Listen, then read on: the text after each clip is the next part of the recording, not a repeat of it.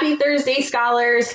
I cannot believe how quickly this week is going by. It is already Thursday, and today is the last day that we're going to spend some time talking about big idea and supporting detail questions.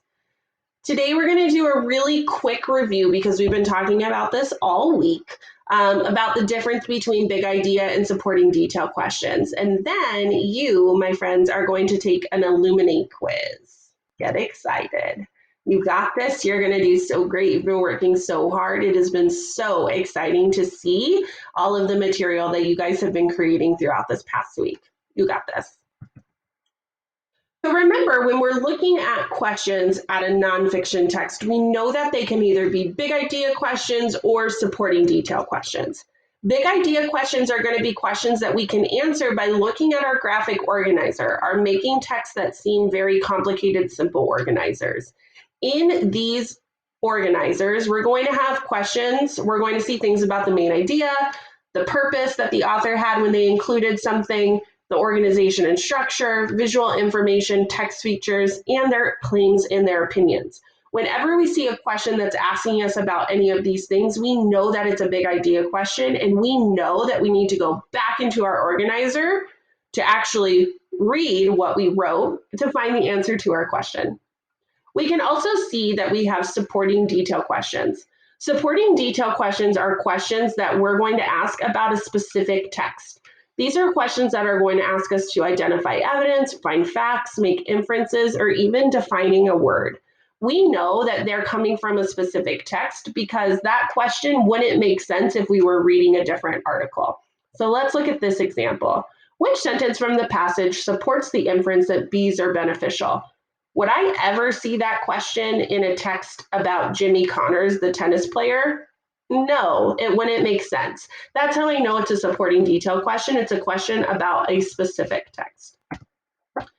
After you've marked up the question, so you've determined, is it a big idea question or is it a supporting detail question? You then need to figure out where you're going to answer your question. Big idea questions, we go back into our organizer. We look at the specific section that will include that component of our big idea question. So if it's the main idea, we're looking for the main idea. If it's author, if it's organization or structure, I'm going to look at the S portion. If it's the claims and opinions, I'm going to look at the C portion. You know where in your graphic organizer to go look. The next thing that we're always looking for is a supporting detail question. If it is a supporting detail question, you need to figure out, what are you trying to prove? What's the inference that you're trying to prove? Then you need to look at where the question is asking you to go. Sometimes it'll ask you to go to a specific paragraph or read a specific sentence. You need to read that sentence or read that paragraph. If it's asking you to read the entire text, you don't need to reread it. You've already done it, but just know your answer could be anywhere. After you have determined where you're going to look, you're going to read the section of the text, and then you're always going to use PO codes to help you eliminate incorrect answer choices.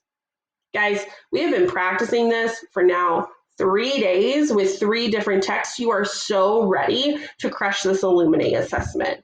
So I'm going to remind you how you log in and how you go to this assessment. So we always want to make sure that we're going into our ELA Google Classroom.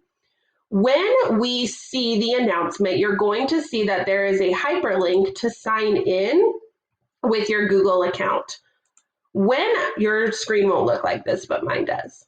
When you see here, the access code will already be in the link for you if you click the link that's attached in the assignment.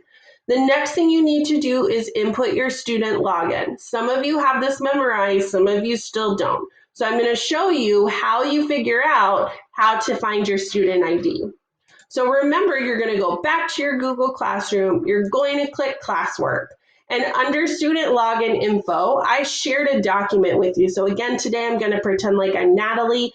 Yours will say your name. So if your name is Jericho, it will say Jericho. If your name is Jeremiah, it will say Jeremiah. If your name is Kimber, it will say Kimber.